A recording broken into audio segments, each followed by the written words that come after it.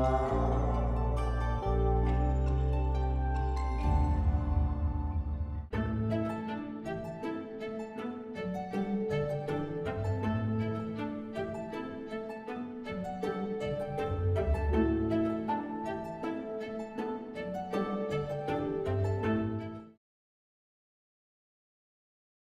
want to welcome all the students, all the staff, all the faculty, and all the deans, and of course our provost, who very rarely ever misses one of our Athenaeum events, Margaret Latimer. I would like to say that we are in our 12th semester and our 6th year of the Athenaeum Symposia, where we are offering timely topics and stimulating topics by experts in the field of international politics, the arts, economics, and international affairs. All of you, I think, received a brochure, and you can see our previous speakers, but I'd like to focus on the arts today. The arts are very important, and our speaker, of course, is a writer and within the arts. And I'd like to quote from Toni Morrison, who recently wrote, "This is the time when artists must go to work. There is no time for despair, no place for self-pity, no need for silence, no room for fear. We speak, we write, we do language. That is how civilizations heal." And so I think it is very timely that we have an artist and a writer here today, and I know it's going to be worth your while, having come out in the rain and storm, to hear Aminata Forna. The person who's going to introduce Aminata Forna is a very notable poet, and she is a creative writing and English professor here at Germantown. Her name is Professor Catherine Smith, and one of her books of poetry is called Argument by Design, and her latest and last book of poetry was published in 2014, and it's called Women Alone on the Mountain.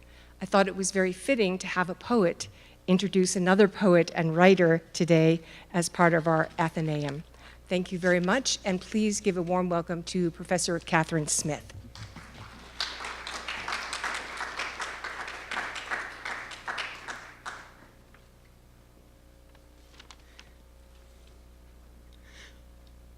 Welcome to MC students, faculty, staff, and to members of the Montgomery County community. Thank you for coming out today on this rainy day. Today we will be listening to Aminata Forna reading and talking about her writing. Born in Scotland and raised in Sierra Leone and the United Kingdom, writer Aminata Forna represents the hopeful future of the world. Indeed, she is a true citizen of the world, inclined to think and to write, which we so sorely need in our times. Her grandfather, a coffee grower and farmer in the 20s, founded a village in Sierra Leone, Robanco, which was caught behind rebel lines in 1991 and cut off from the rest of the country during Sierra Leone's civil war. Aminata Forna returned to her grandfather's once flourishing village in 2002 to find it decimated, its people desperate. To help lift her village from poverty, the writer helped found the Robanco Village School, which currently educates 200 children in a 5-classroom building that now includes a library and solar power, started from a school of 1 room with 1 teacher. The school also educates adults in literacy and skills. Since that time, Aminata Forna's village has persevered through 2 cholera epidemics and the Ebola epidemic, about which she has written extensively. In spite of, or perhaps inspired by, her consuming work with her village in Sierra Leone, Aminata Forna has written 3 novels: The Hired Man, The Memory of Love, and Ancestor's Stone. In addition, she has written a recent memoir of her dissident father in Sierra Leone, The Devil That Danced on the Water. She has been professor of creative writing at Bath Spa University and was Sterling Brown Distinguished Visiting Professor at Williams College, Massachusetts in 2011 and 2013. She is a fellow of the Royal Society of Literature, and currently she is Lannan Foundation Chair of Poetics at Georgetown University. She will also give the Yale commencement address in June. Aminata has written extensively on the art and the culture of Africa, as well as on the art and the culture of the West, particularly on the role of political writers. In addition, she has written numerous articles on the art of fiction. Her knowledge of diverse cultures, combined with her knowledge of craft and her attention to craft and education, is a gift she will be sharing with all of our MC community this morning. We are fortunate indeed to have Aminata Forna here today. Please welcome Aminata Forna to Montgomery College. Thank you very much for that introduction. And how nice it is to see you here today. I'm very happy to be at Montgomery College. This is the time that artists go to work, said Toni Morrison of modern America. And I think it's true to say that in every country's history, there is a time when artists have to go to work. Sometimes you can be engaged in an activity for some time and then finally realize what exactly it is you're doing. And for me, I had actually written several books when I came across an essay by Nadine Gordimer, which was derived from her Nobel Prize-winning address, and it was called Witness. And she talked about the time when artists in South Africa had to go to work. And that time, of course, was the era of apartheid. And Nadine Gordimer devoted her writing life to witnessing apartheid, the regime, the brutality of apartheid, and ultimately to bringing it down. For me, the time to go to work was really Sierra Leone and the Civil War. And I'm going to have to stop there because somebody's walked off with the first page of my talk. Which one of you has it?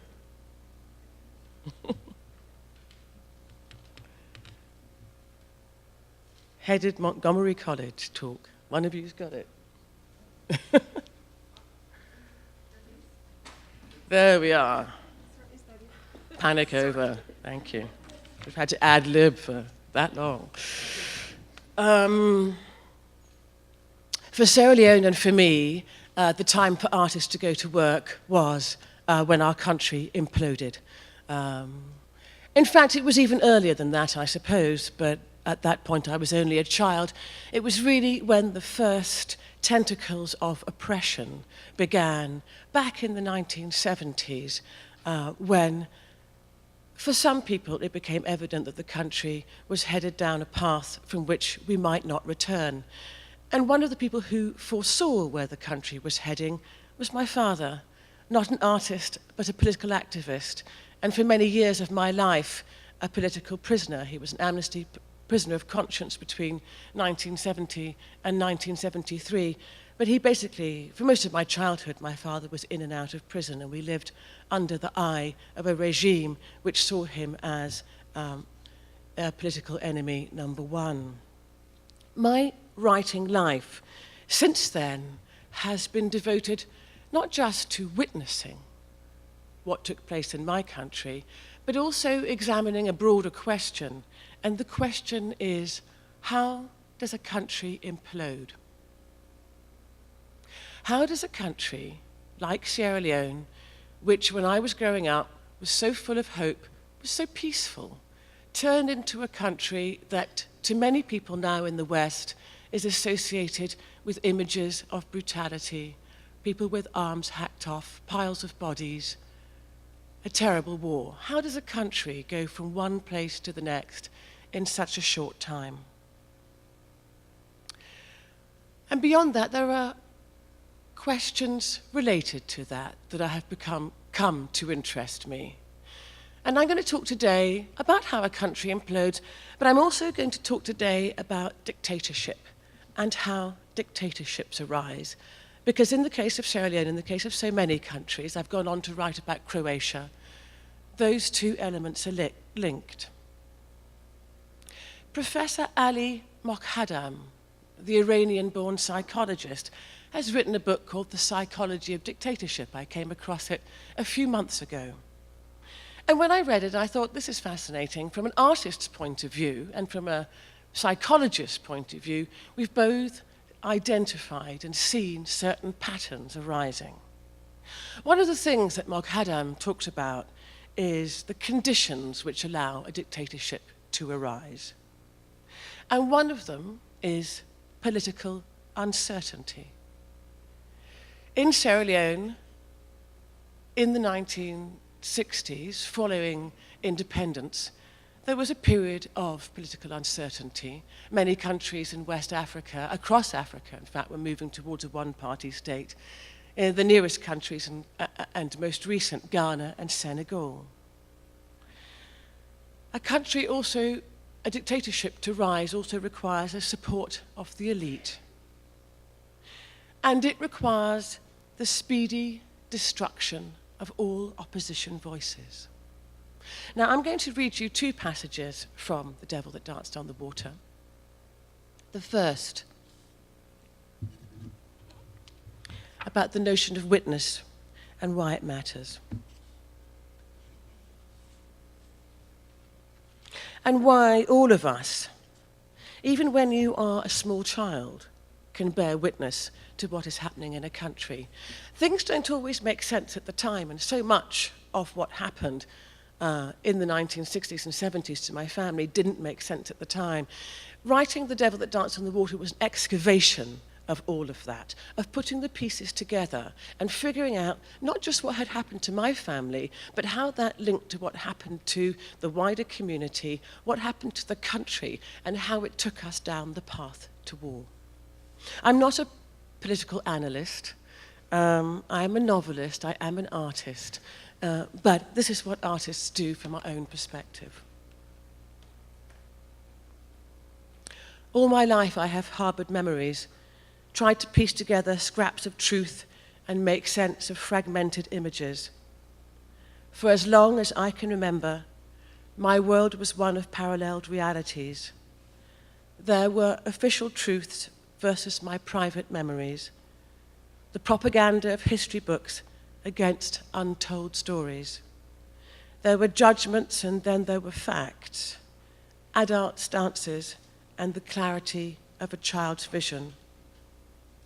Their version, my version.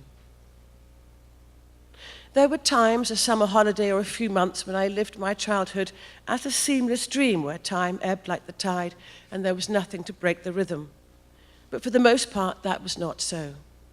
Over and over, the delicate membrane of my sphere would be broken and I tumbled out of my cocoon into the outside world. Afterwards, no one explained. People imagined these were things children shouldn't know, or they did not think we had a right to know. We were encouraged to forget, dissuaded from asking.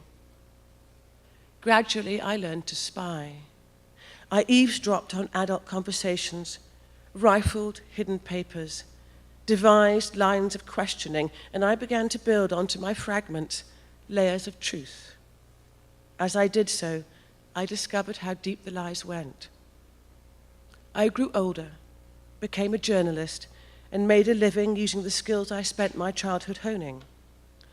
All the time, I hoarded my recollections, guarding them carefully against the lies that hardened, spread, and became ever more entrenched.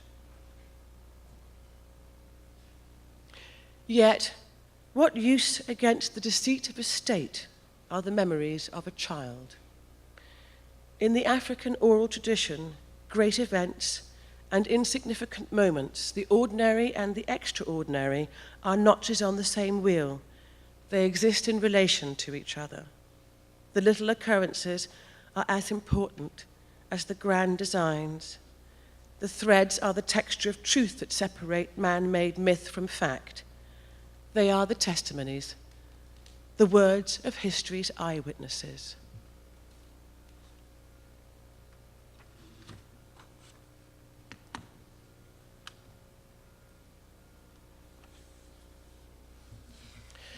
Political uncertainty, the support of the elite, and the speedy destruction of all opposition voices.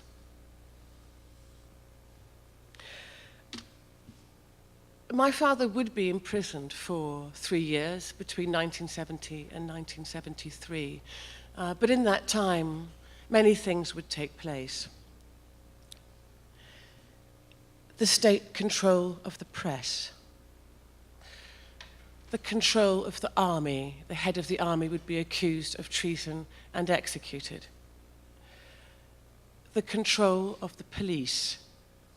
The head of the police would be frightened away, a man called Jenkins Smith, who I tracked down many years later, who never went back to the country, got on a flight, never went back. And during that time, the regime took over all of the pillars of the country and instituted private militias in the place of a police force and army they decided they could no longer trust. The army was emasculated, and the police force effectively so too.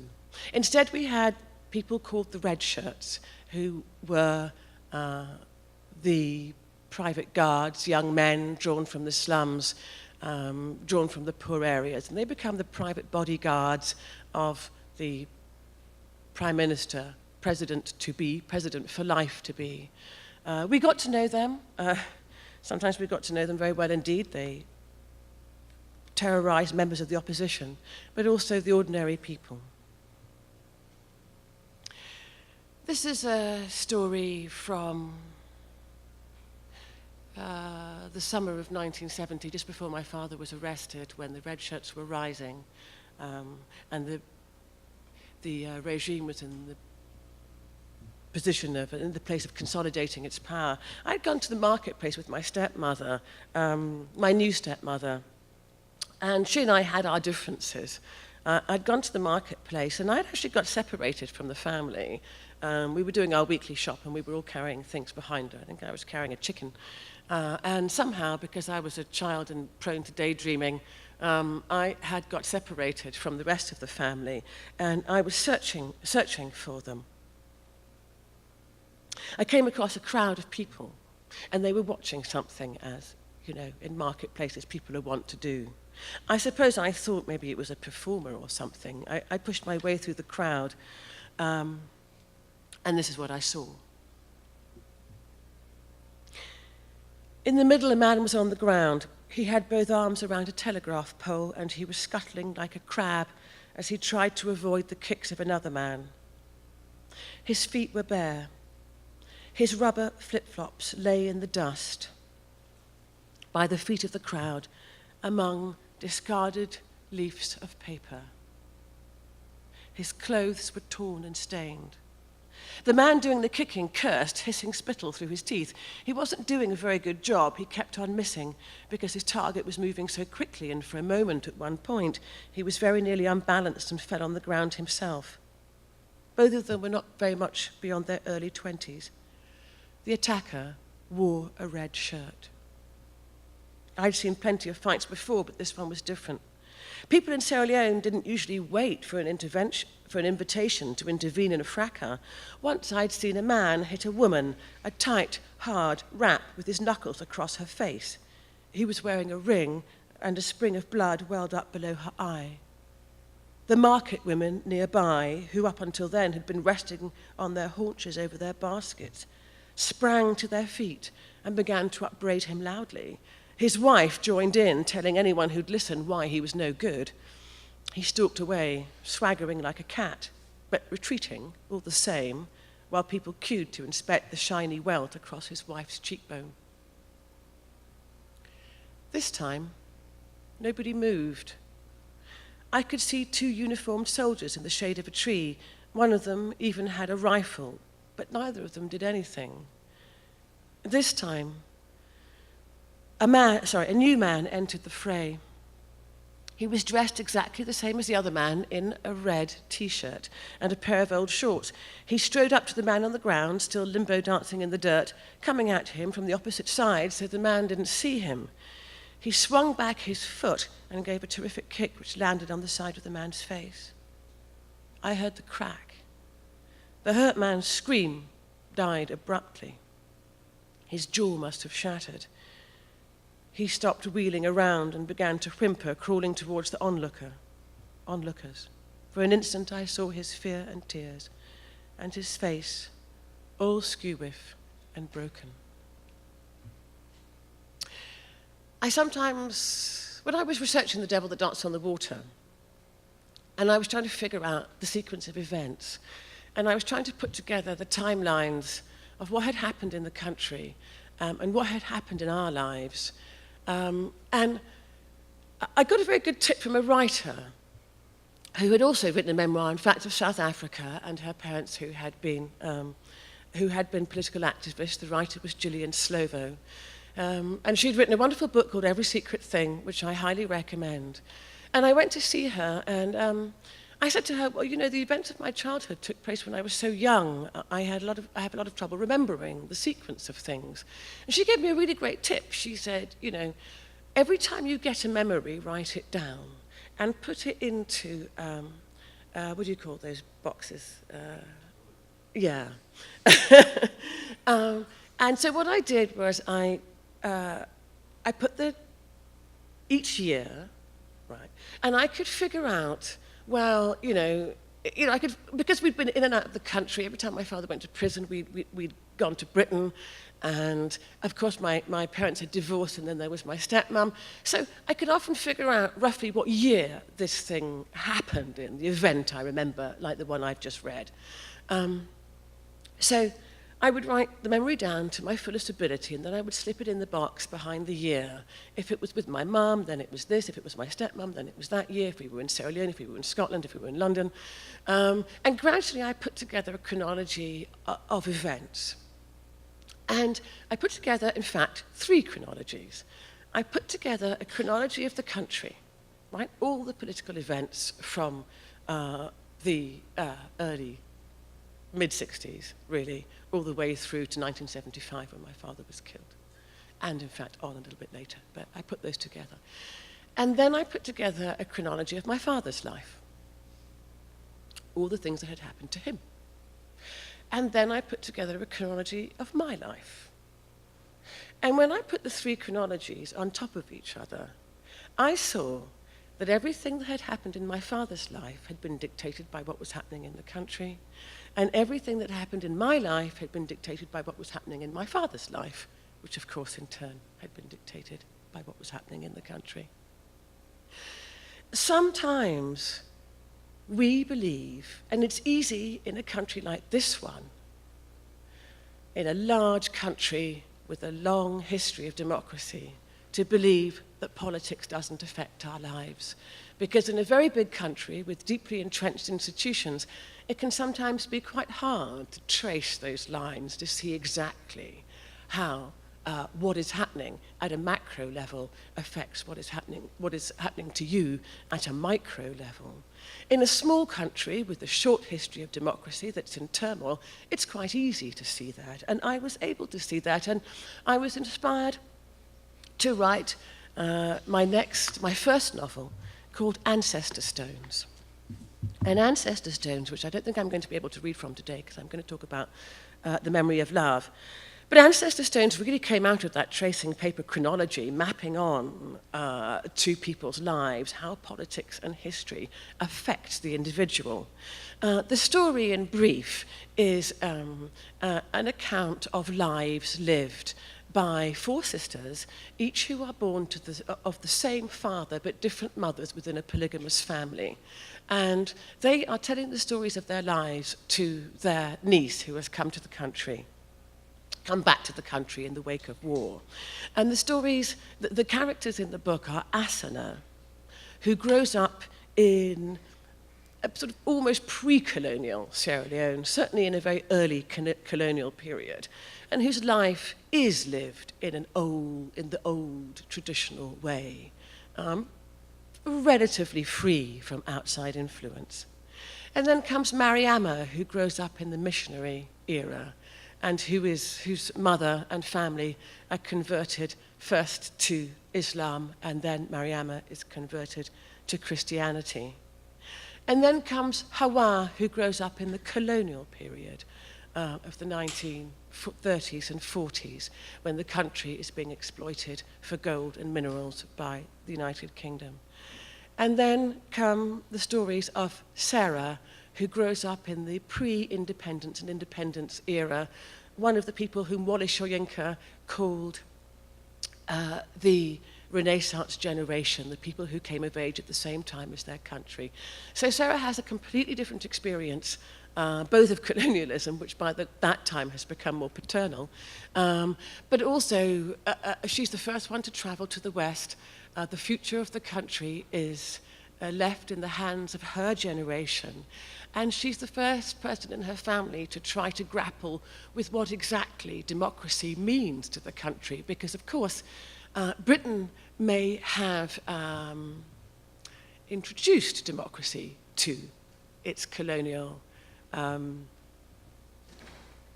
to colonial countries, to the colonial countries, but Britain did not rule those countries by democracy. Britain ruled those countries by decree. So a parliamentary-style democracy to most of those countries was something completely new, and people had to try to understand it. There are two stories in Sarah's account, one of which tells a story which actually was inspired by a true story told to me, a short anecdote which I tried to imagine more fully, told to me by a young woman of exactly that generation who was left in charge of a polling booth for the country's first ever elections. And when nobody came to vote, she was so horrified, she thought that she would be in trouble if she didn't have some ballot papers in her ballot box, that she began to fake ballot papers with her fingers and thumbs as the print marks and push them into the ballot box. And I really tried to imagine myself into that position and think, gosh, you know, here's a country where people aren't used to this. Here's a young woman who, you know, has been given a responsibility well beyond anything that she can actually manage.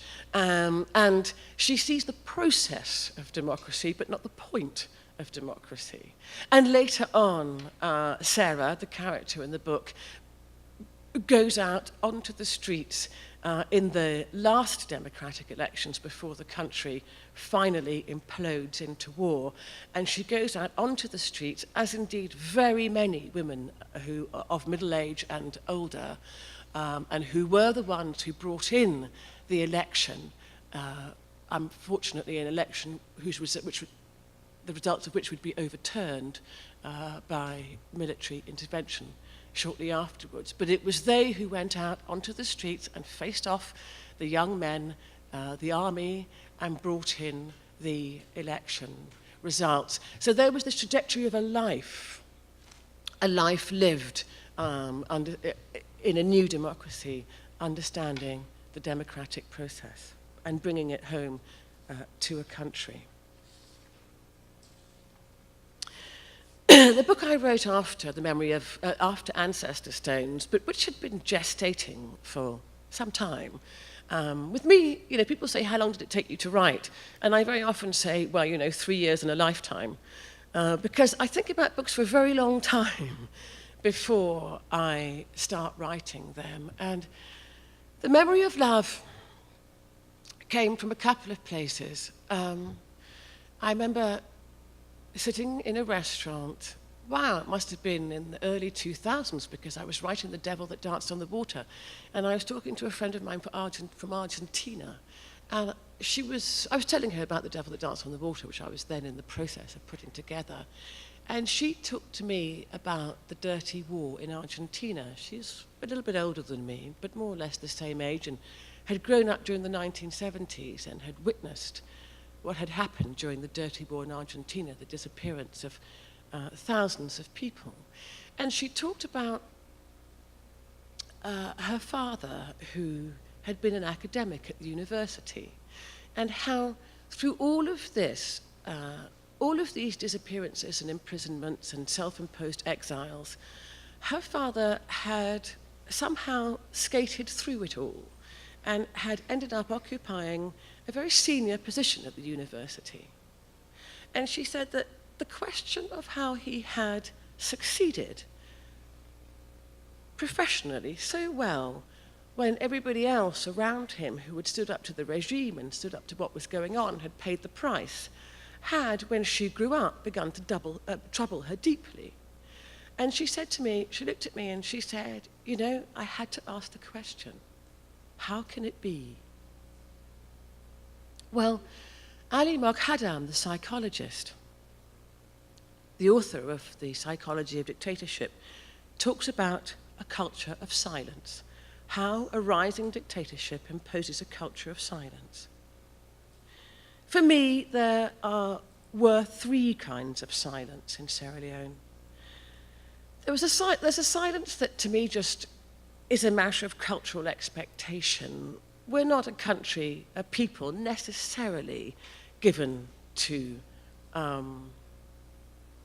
conversation. So, for example, when my aunties come to visit me, when I go to Sierra Leone on a visit, they'll travel a long time, they'll stay for a long time. We will often sit there in companionable silence, right? People don't feel the need to fill every moment with conversation. People keep company. And I think that's true of a lot of places. Friends of mine from India and Pakistan and other parts of the world say, yes, that's true. People keep company with each other. There's that kind of silence. And that's relevant if, for reasons I'll tell you in a minute, for the setting of Memory of Love and the main character.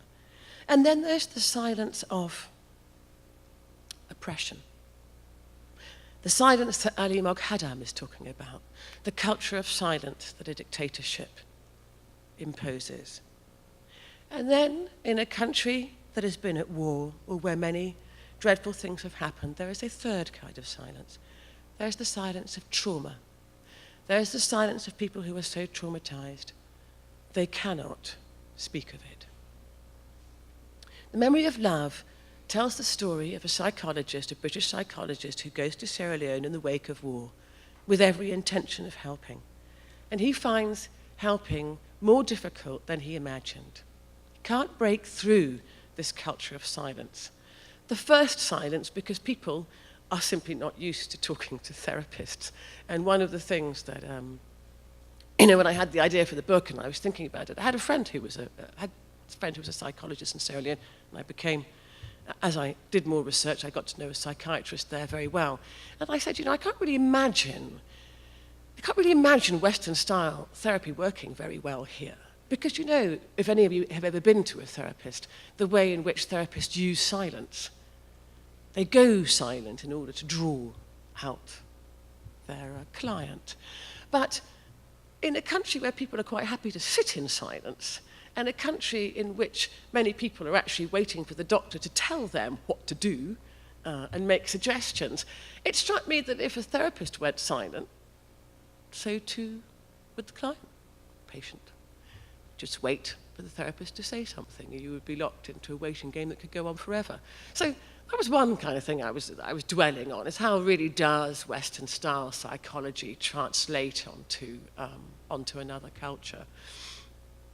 But then, of course, Adrian has to figure out a couple of things. Adrian Lockhart, the main character, has to figure out a couple of things. First of all, he has to break through that silence. He has to stop waiting for the country to explain itself to him, but start trying to understand it. But then he also has to figure out the other two silences, which is the silence of oppression and which is the silence of trauma, which is the only silence he is actually equipped to deal with.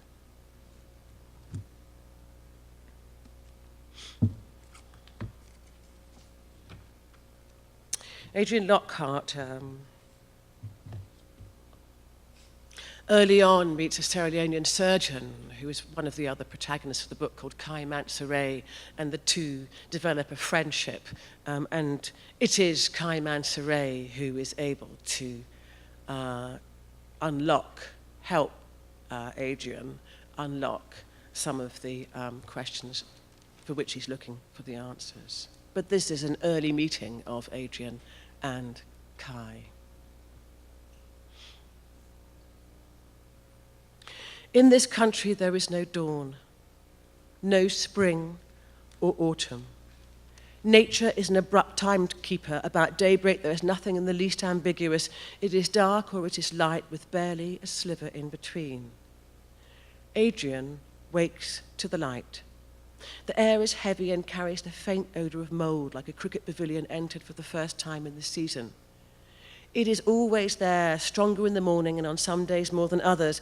It pervades everything, the bedsheets, towels, his clothes, dust and mould.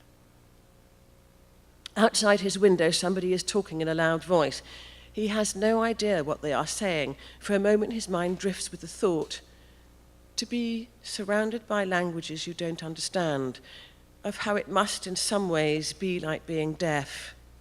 The deaf children he knew, whose parents sometimes came to see him, became remote, cut off even inside their own families, silent islands.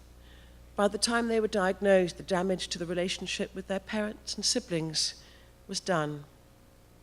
No wonder he thinks that the deaf create their own communities, deliberately turning their backs on the hearing world. In the kitchen, Kai Mansaray, barefoot but dressed in the clothes of the night before, is opening and closing cupboard doors. He doesn't turn when Adrian greets him. "Hey, man, not much here. Tell me you have coffee." Adrian opens a cupboard on the opposite wall and finds the tin of instant coffee. He fills the kettle with water from the plastic bottle and lights the gas ring. Kai Mansaray watches him. Boiling sterilizes it. "I know," says Adrian, feeling the other's gaze. He fetches down the only two mugs he possesses and prizes the lid of the coffee tin open with the end of a teaspoon. "How did you find the couch? I hope it was all right." "Yeah, fine. Me and your couch go back a long time. I'm not a big sleeper anyhow. I had to check on my patient." "How's she doing?" When there's no reply, Adrian glances up. Kai Mansaray is studying the label on the coffee tin. Adrian can't be sure whether he's heard the question or not. Suddenly the other man looks up at him. "I could eat," he announces. "I'll make us breakfast." There's nothing much here," says Adrian. "You don't say." For the first time since they met, Kai Mansaray smiles. "You relax." He steps around Adrian so nimbly, Adrian doesn't have time to move out of the way, opens the door of the apartment. "I say, come." Kai beckons. The hospital porter hurries over. Kai hands him a few coins, and a short time later the porter reappears, carrying a plastic bag and 2 freshly baked loaves of bread wrapped in newspaper. Adrian dresses to the sounds of his visitor preparing breakfast in the kitchen. Efficient sounds that relay a deftness of hand, a certainty of procedure. Still, he dresses quickly. By the time Adrian reappears, the apartment has been overtaken by the smell of frying onions. In the kitchen, Kai Mansaray breaks eggs and with one hand into a soup bowl and whisks them into a froth. He has made coffee in the teapot and replaced the broken lid with a saucer. Adrian pours 2 cups and sets one where the visitor can reach it, then leans back on the counter. In the silence, a prickle of self-consciousness touches him. He shifts from one foot to the other. Watching the newcomer move around his kitchen as though he were a man entirely alone in his own space, it is Adrian who feels like the intruder. He has yet to become used to it, the silences between people. In Britain, people came or were sent to see him. He learned to examine their silence to see if it was tinted with shame or pain or guilt, coloured with reluctance or tainted with anger. He himself used silence as a lure, pitting his own silence against theirs until they were compelled to fill the void. Here those tricks have no place, even with those whom he calls his patients. If Adrian falls silent, so too do they, waiting patiently and without embarrassment. Here the silences have a different quality, are entirely devoid of expectation. I would add to those three silences I have discussed, culture, oppression, trauma, a last silence, which is the silence of complicity. Adrian comes across a man in the hospital. Well, in fact, the man in the hospital asks to see him. The man is called Elias Cole. And Elias Cole is dying of a lung disorder. And he starts to use Adrian as a sort of confessor. He starts to tell Adrian his story. And Adrian, who doesn't have many other clients, is happy to spend that time with Elias Cole. But then, at some point, Adrian has to ask himself, in a country where nobody will speak, why is the only person who will tell his story Elias Cole? When I was in Sierra Leone researching The Devil That Danced on the Water, I came very used to speaking to people. Some people were very open. Okay, let me take a step back. Some people were very open. We had just come through this terrible civil war. The country really wanted answers. And I found two things. Some people who were really very open to what had happened, talking about what had happened and trying to get to the root of it. How had this happened to us? But I also found a group of people who were curiously hard to draw out. And I became used to a certain kind of interview where I would ask a question and the person would back me off, would slip down either side of the question. And I was having a conversation with actually an academic from the university, and it happened that their daughter was sitting in the room. She was my age, the daughter, and she was sitting in the room getting on with some work while I spoke to the academic. And I kept saying, well, I kept asking the question, or asked it, when the people started to be imprisoned, when the clampdown began, what was the response at the university among the academics? What did you do? And the person I was interviewing would do anything but answer the question. She said, well, what do you mean? I don't know. What do you mean? What did you expect us to do? So I kept saying, well, what did you do? What was your response? What was the conversation? And suddenly the daughter, who was sitting there at the table listening to the conversation, smacked her hand down on the table, and she looked across and she said, she is asking you what you did.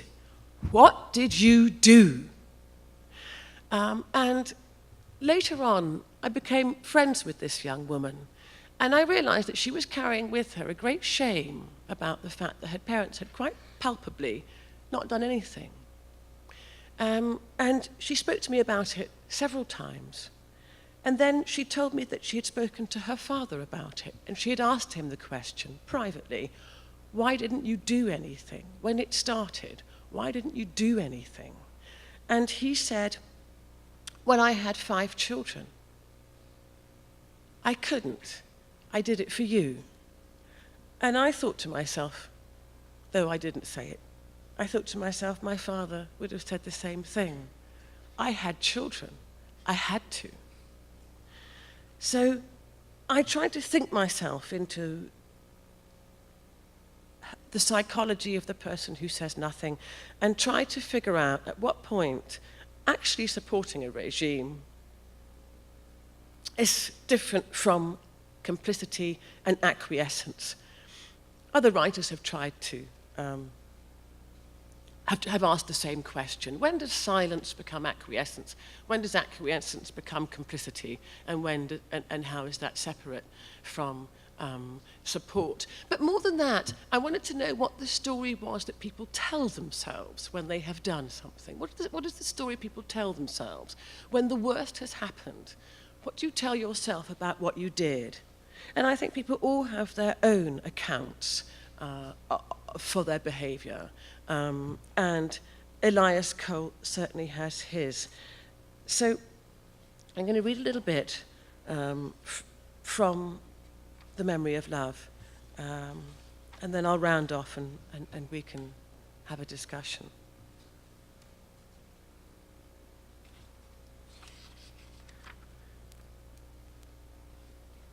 The air in the room is cooler than outside. Grateful for this, Adrian sits in his customary seat. Over the last 2 days, he has reread his clinical notes in their entirety. Even after he had done so, Elias Cole still retained a certain opacity. As a man, he was possessive, controlling, and ambitious, though none of those to a degree that was by any means pathological. He was a case of mediocrity rising. If he'd been possessed of any real talent, he would have been seen as a threat by the dean and eliminated like so many others. He had allied himself with the dean and ridden on the back of the dean's ambition. When the dean became vice-chancellor, he promoted Cole to his old position. In England, Adrian met people like Elias Cole every day. Some of them were his colleagues. Cole was jealous of his younger brother, whom he also loved. Parallels there between the brother and Julius. What I should have told you is that Julius Camara is a colleague of Elias Cole's, and there is, throughout the book, an apparent betrayal of Julius by Elias. Cole had alluded to them himself. In some ways, he appeared to know himself well, which made whatever he was concealing all the more cleverly hidden, unless, of course, the occlusion was taking place on the level of the subconscious. Adrian doubted this. He suspected Cole had been manipulating him. There's something I wanted to ask you. By all means, did you ever see Johnson again? Johnson was the head of the chief secret police. Silence. Will Cole take the easy way out and lie? Adrian half expects him to. Instead, he replies, so, someone has been talking to you. That's always a dangerous place, full of gossips and whisperers. Now it is Adrian's turn to be silent as he considers his reply, at what point to mention Mamake. When Cole continues, but then Babagale tells me you and my daughter have become acquainted. Yes, says Adrian. Did you think perhaps I didn't know, or were you worried I would disapprove? Well, I don't. Get her out of this place, there's nothing for her here. She wants to stay. I don't doubt it. She was always contrary in that way. A pause. And it was from my daughter you learned I occasionally kept company with Johnson. Yes, says Adrian. Cole gives a soft snort. And who told her? She recognized him when he visited your house. She'd seen him before. Cole nods slowly. All the time he is thinking, moving the fingers of his right hand, flexing them one after the other, so they ripple like a fan. Adrian can almost hear his brain tick. He looks away. It was a social relationship, says Cole presently. We drank whiskey. He had a taste for Black Label, as I recall. It cost me a fortune. We discussed the state of the country. I was dean by then. It was important to have a sense of what was going on. Can you see how that would seem strange to someone on the outside, given what you've told me about him, your feelings for him? Cole flicks his fingers and then closes them into his palm. His tone is subtly changed. Adrian listens carefully, trying to define the shift, but fails to pinpoint it. As you so rightly put it, you are an outsider. This is a small country. You have never lived in a place like this. Here, enemies are a luxury only the poor can afford. The rest of us have to move on, to use your terminology. I made my peace with power. I had no other choice. He smiles thinly at Adrian. You were friends. Acquaintances would be my preferred term. How did it happen? How did it happen that you found your way into his company again? I forget now. I believe he came by my house. I don't really recall. Sometimes people can find themselves thrown together by events, something that binds them in an unlikely way. Johnson was ambitious and clever, but lacked a truly first-rate mind, the fact of which he concealed with belligerence and obtuseness. If Cole couldn't see the similarities between himself and Johnson, Adrian could. It was remarkable, in fact. Projection? Perhaps. Though it didn't do to be too clever about these things. Johnson might just as easily be exactly as Cole described. On many occasions, Adrian had asked himself whether the connection with Johnson went deeper than Cole allowed. Cole frowns. He was an acquaintance, nothing more. Who gave Johnson the list of students? Was it you? Cole's face remains impassive, though Adrian sees the light change in his eyes, a muscle flinch in his cheek. He regards Adrian with an expression emptied of meaning. What is it you think you know of these matters? I only know what you and your daughter have told me. In her view, you betrayed her friends the night the campus was attacked. You delivered them to Johnson. The silence is longer this time. Cole shakes his head. He seems to have regained control of his composure. So fast, Adrian is momentarily unsure now whether he lost it. He says, "It is what she believes." Cole continues to shake his head until he provokes a minor coughing fit. He pulls himself up, his elbows angled sharply outwards, raises his head, breathes deeply and exhales, closing his eyes. Where were we? Oh yes, we were talking about Johnson. What a fellow. I disliked him. In fact, it wouldn't be going too far to say I hated him. Not if you have any sense. Keep your friends close and your enemies closer. You don't make an enemy of someone like Johnson. Whatever I did for my daughter. She was too close to where the trouble was. She risked being caught up in it. Johnson was onto them. With or without me, the net was closing. I had to take care of my own. Any father would have done the same. If I gave Johnson a list of names, it was because I had no choice. Was I to know what he would do with them? And Julius. Julius was a fool. He refused to see the change coming, even though it was in the sky. Perhaps he imagined he could alter the weather. He riled Johnson just as he riled the university authorities. Sometimes I wonder if he had lived, what would he have become? Would he be dean of his faculty? Not likely. He was a dreamer. He dreamt of building cities, bridges, raising towers up to the sky, flying to the moon, for God's sake. That night, the first night I was in Johnson's power, was the worst of my life. I told you what happened. He duped me into believing he was coming back, left me there and never returned. I banged on the door of the cell and nobody came. Nobody came for 1, 2, I don't recall how many hours I was left alone. But in the end, somebody did come. Not Johnson, for he had gone home, one of his guards. I was taken from that place and led downstairs to another room. It was much cooler there. I was grateful for it at first. But gradually it turned cold, and the cold bored through me. I tried to sleep. At some point in the night, I had that image of myself, a dark, untidy shape, a shape devoid of detail and yet unmistakably mine, the shadow of me. I slept again and was woken, I think, by a cry somewhere in the building. I sat and listened. Silence. The cry, if that was what I'd heard, did not come again. Instead, I heard something else, a sound like a tiny spinning top, a whir, a clatter. It came at regular intervals. The same sound, but with enough variance to suggest human agency rather than the sound of a machine. In time, I recognized it. Remember I told you Julius was always carrying something in his pocket, something to fiddle with, a screw, a bolt, a washer. Julius's worry beads. The sound was coming from the other side of the wall.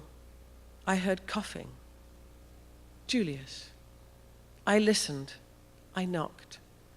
The coughing stopped. The knock came back to me. I was sure then it was Julius. I did not dare speak for fear of attracting the guards, but Julius had no fear. "Hello," he said. "Hello, who's there?" He had no way of knowing it was me. I'm not certain if he even knew I'd been arrested until Johnson had told him, unless Johnson had told him. I hesitated. I opened my mouth to reply, and then I heard someone coming, a sharp rap on Julius's door. The rest of the night passed in silence. Silence save for the sound of Julius's worry beads, the spinning top wearing itself out over and over again. At some point, even that stopped. So the silence and the support of the elite is either requested or enforced. Not all of Ali Moghadam's items for dictatorship, prerequisites for dictatorship apply to Sierra Leone. He talks about the springboard model, how if the conditions are right, a dictator springs to power, rises into power. They don't all apply to Sheikh Stevens and the APC. For example, Moghadam talks about the creation of an external enemy or threat, but enough of them do. And I would add to Moghadam's springboard model the idea of the opportunist model, the dictatorship that arises when a democracy has become sufficiently weakened or is nascent, too new to withstand the opportunist dictator who sees the weaknesses and is able to exploit them. But several more of Moghadam's criteria do come into play when Sierra Leone descends into war. Distrust of the government. By the time the civil war in Sierra Leone started, ignited by events over the border in Liberia, the country had undergone 20 years of dictatorship. Economic downturn, the country was on its knees. And the rise of a charismatic psychopath. Foday Sankoh was that charismatic psychopath. He promised to overturn the elite. He promised to remove their wealth and to replace the corrupt regime with a democracy. That war would rage on until 2002 and leave tens of thousands of people displaced and dead, many more dismembered, mutilated. At the very end of the war, in the year 2000, I returned to Sierra Leone. The fighting was still ongoing. And the actual peace accord came about in 2002. I returned to Sierra Leone to find my family, to go to Robonko, the village where my father grew up, and to try to help the people there. An awful lot of us did, those of us who were living in the diaspora. There was a return by thousands of young people going back to try to rebuild the country, using whatever skills we had, really. My skills were the skills of a writer, but I had sufficient other skills to try to do other things, like build a school as well. And an extraordinary thing happened. A letter was published in one of the newspapers. The letter had been written by my father on the eve of his execution. Nobody in my family knew that the letter existed. It happened that Sheikh Stevens had told all of the men who were to be executed that night that they could write a plea to him and he might consider commuting the sentence if they begged for forgiveness. And he supplied them all with a pencil and a pen. I don't know if any of the men did, but my father certainly knew that this was a trick, that he could confess to a crime he hadn't committed and he would be killed anyway. And that confession would be used merely to ruin his reputation afterwards. So what he did instead was he wrote a letter to the nation. And he said exactly what would happen to Sierra Leone if we continued down the path we had begun with. And he said, this will end with the end of the rule of law and war. And he gave it to a journalist who worked for the state newspaper who had been sent to the prison to witness the executions. Now, the journalist had been sent by the State Information Department, But they did not know that he had once been a supporter of my father's democratic movement. And he took that letter and he hid it for 25 years. Because the culture of silence meant that he couldn't publish it. He died in the year 2000, the year that I was in Sierra Leone, and his widow, going through his papers, found that letter. And she gave it to a newspaper, and the newspaper published it. And it was the first time that my family or anybody in the country had seen that letter. And there, speaking from the grave, was somebody who had seen what was going to happen, who had said, once we destroy the rule of law, this ends in war.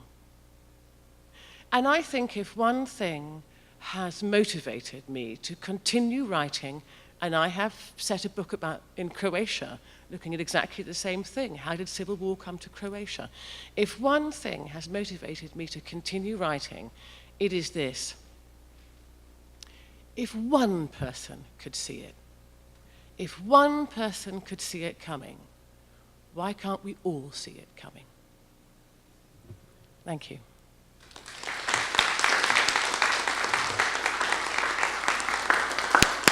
Okay, now we've overrun a little bit, but I'd be very happy to take some questions if anybody would like to. There is a microphone, center aisle, halfway down. Hello. Hi. Thank you for coming and for sharing your stories with us. I'm just wondering, as I'm listening to all of this, how difficult was it for you to return to Sierra Leone and to speak with people who were kind of on the other side, whose families were complicit, where your father was very much on the opposite, and how difficult was that? My training as a journalist came in extremely handy at that point. So I would do certain things. For example, even though everybody knew I was his daughter, you must remember that my mother is British and she is white, and therefore I don't look that much like my father. So this brings in a slight distance with the speaker. They know, in theory, that I was his daughter, but they're not talking to somebody who looks and sounds like she is his daughter.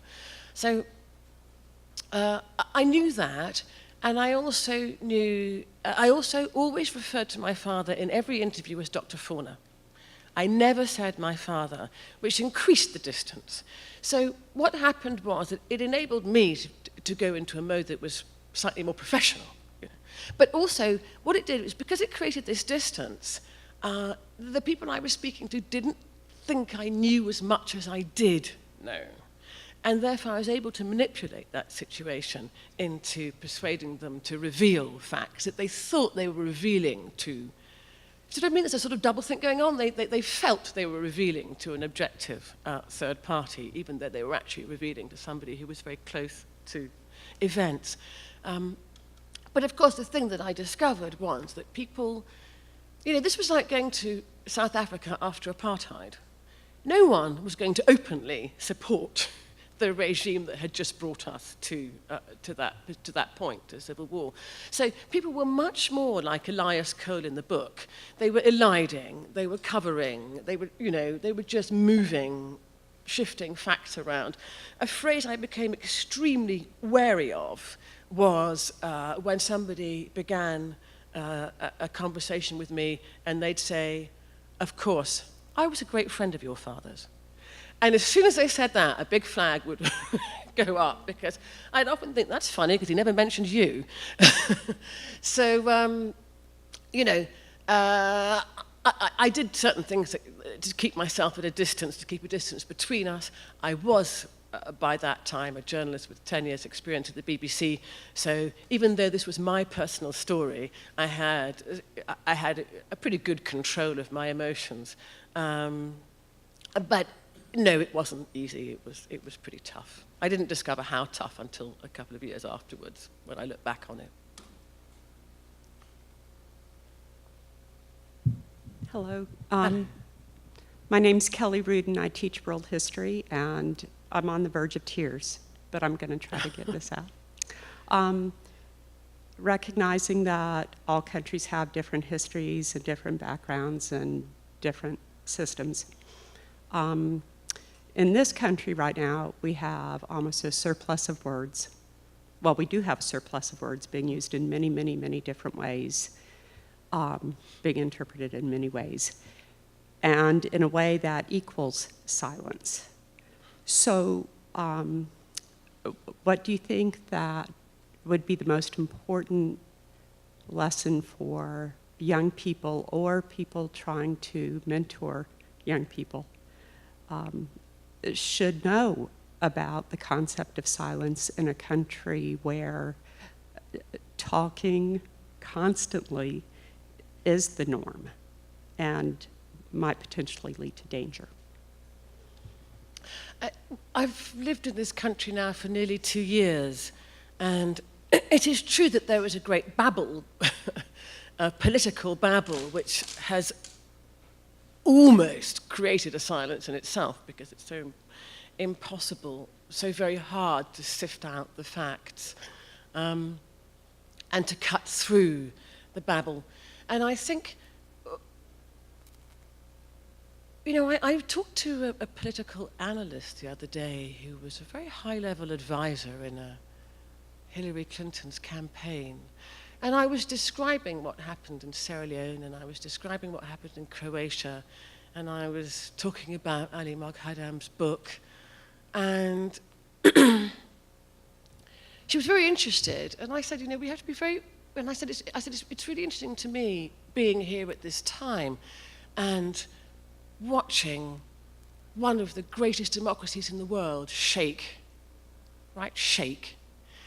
And she said, oh, it's very interesting, but what you described would never happen here because we are so freedom-loving. And I thought, in theory, yes, but on the whole, we're actually, you know, some people in any situation hold on to their freedoms. It's really other people's freedoms that are going to disappear. But I thought, it's interesting how she very immediately dismissed the experience of other countries, right? I think the greatest lesson that we could, or the greatest idea we could examine is the idea of American exceptionalism. And I think that actually there are patterns throughout the world. When people say Aminata Forna wrote a book about Sierra Leone, I don't say I wrote a book about Sierra Leone. I say I wrote a book about people who happen to live in Sierra Leone. Right? Because actually, all of the patterns are more or less the same. Conditions will shift certain things, but all of the patterns are more or less the same. And one of the things that's so extremely important, as I said, if one person could see it, why can't everybody see it, is never to believe it can't happen to you. If in this country it feels as though democracy is being shaken, it is being shaken. And democracy requires extraordinary vigilance. Extraordinary vigilance. You can never take it for granted, and you can never take for granted the idea that, you know, what happens in one place can never happen in another place. We are simply all human beings, and all human beings have more in common than differences. And therefore, I strongly believe that the lessons of other countries apply equally to different nations.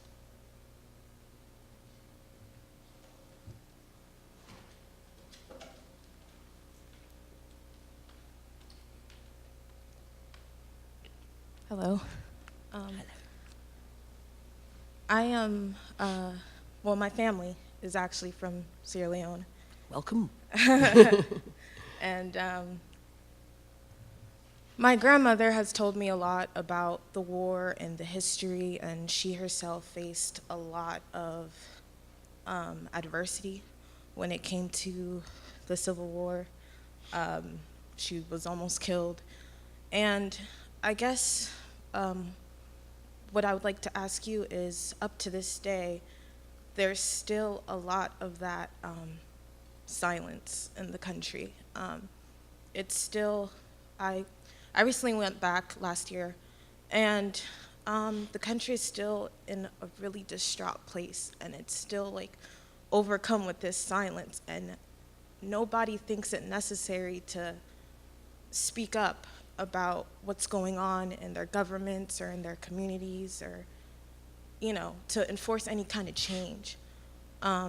So what do you think is the solution to that, and how can we break that?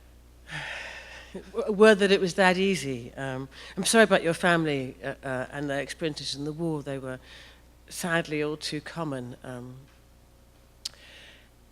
A silence does pervade. Actually, I'm not as disheartened as you are, because Sierra Leone retains a couple of features.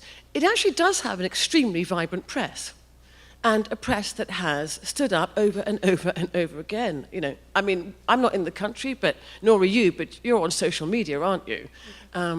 So I see that we do have a very vibrant press, a press that does stand up, people who are willing to go to prison over freedoms and freedom of speech.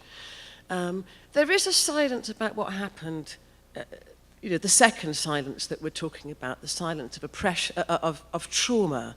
And there are some great organizations like Famble Talk. I don't know if you know Famble Talk, but you know, they have been around. They've actually done the work that the international community tried and was less successful in doing, the work of reconciliation, in going to countries, going to villages where terrible things had happened, and encouraging people to talk about it. But I think that one of the features of civil war that we might just have to live with is that silence is the condition of peace. You know, the very big difference between an international war and a civil war is at the end of the civil war, you're left with the people who did it, right? And I go up to my family village, and I drive through Maburka, and I know which houses are still occupied by men who took those houses during the era, you know, of the RUF. I do know when to avoid certain people and when not to speak. And I'm not sure that the simple answer of saying we should all talk about this is necessarily the right answer. I think that sometimes the truth is a very difficult one, which is that in order for a country to go forward, a certain price is paid. Now, this to me is when artists come into it, right? This to me is when artists come to it, because artists can articulate that voice in a way that individuals feel have a great deal of trouble. There's a great theatre maker now called Charlie Hefner, who's going from village to village, making theatre, addressing these things. There's a documentary which has been crowdfunded. You can go online and put in, you know, a few dollars about that. So I think that when pain is too pervasive, and when pain is too personal, this is the artist's task. Going back to Toni Morrison from the very beginning of this is the artist's task, to take that pain and articulate it so that individual people don't have to. And I think I'll make this the last question, I think, because we're a little bit over time. Yeah. Hi, I'm Sopna. I'm one of the students of English 101. Professor Smith is my professor. For student writers like me, what advice do you have? What do you suggest in order to write good? Sorry, could you repeat the question? Yes. Can you come a little bit closer to the mic? Sure. I'm having a bit of trouble hearing you. What advice do you have for student writers like me? Well, what advice do I have for student writers? Write. I didn't do an MFA. I came from the kind of good middle-class African family that wanted us kids to study either law or medicine. So I spent 3 years studying law. I became a journalist because I sort of knew I wanted to be a writer, but I had to pay the bills. And I felt that somehow journalism was the thing that would do it. And then eventually I found my way to creative writing, creative nonfiction and fiction.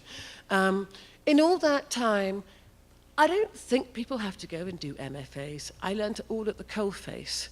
An MFA is a very expensive thing to do. You may never earn that back in advances or royalties. I learned it all at the coalface. There are good books out there that teach you the elements of craft. There are available workshops. Talking to other writers is a great thing. Coming to talks by writers. I mean, that's what I did. I came to a lot of talks by writers. But more than anything, I wrote hours and hours and hours and hours. And then I rewrote hours and hours and hours and hours. And believe me, even when you've published as many books as I have, you still go through the same thing. I handed in my most recent novel a few months ago, and it's called Happiness, come out about this time next year. And yesterday, my publisher rang me up to say how happy they were with it and how there were only a few minor edits that he had in mind for it. And I tell you, I was overjoyed for the rest of the day because, you know, I had nursed for the last 3 months this cold fear that he was going to say, yeah, it's great, but it needs rewriting. So, you know, hold on to the fear and hold on to the confidence. You know, you just have to keep writing through the fear. It never goes away, but write. That's my tip. All right, thanks very much.